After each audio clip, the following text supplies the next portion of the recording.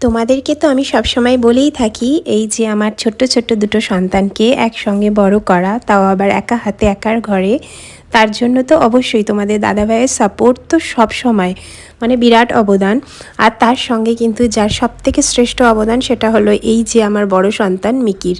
তোমাদেরকে আমি সবসময় বলি ও কিন্তু ভীষণভাবে সাপোর্ট করে আমাকে, মানে এতটা হেল্প করে, মানে যথেষ্ট।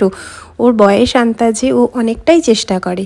দেখো ও কিন্তু অনেকটা ছোট মানুষ, কিন্তু জানো তো ওকে আমি যখন যেইভাবে যেটা শেখানোর চেষ্টা করি ও সবসময় সেটা করার মানে যতটা ও বেস্ট পারে আর কি সেটাই চেষ্টা করে।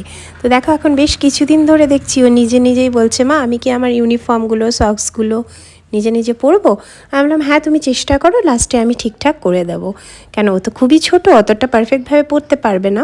তো সেই জন্য ও পরে নেয় আগে, তারপরে আমি লাস্টে একটু ঠিকঠাক করে দিই, কেন প্যান্টগুলো আবার একটু ফোল্ড করে দিতে হয়, প্যান্টটা একটু বড় থাকে তো তার জন্য। কিন্তু ও ওর বয়স আন্দাজে বয়স অনুযায়ী ও ওর মতন ভাবে কিন্তু যথেষ্ট চেষ্টা করে। আর আমার মনে হয় যে একটু ওদেরকে না নিজের কাজ নিজেকে একটু একটু একটু একটু করতে দেওয়াটা উচিত। তাতে কি বলতো, ওদের মধ্যে নিজেদের মানে শেখার আগ্রহটা বাড়বে, তার সঙ্গে নিজেরাও টুকটুক করে শিখে যাবে।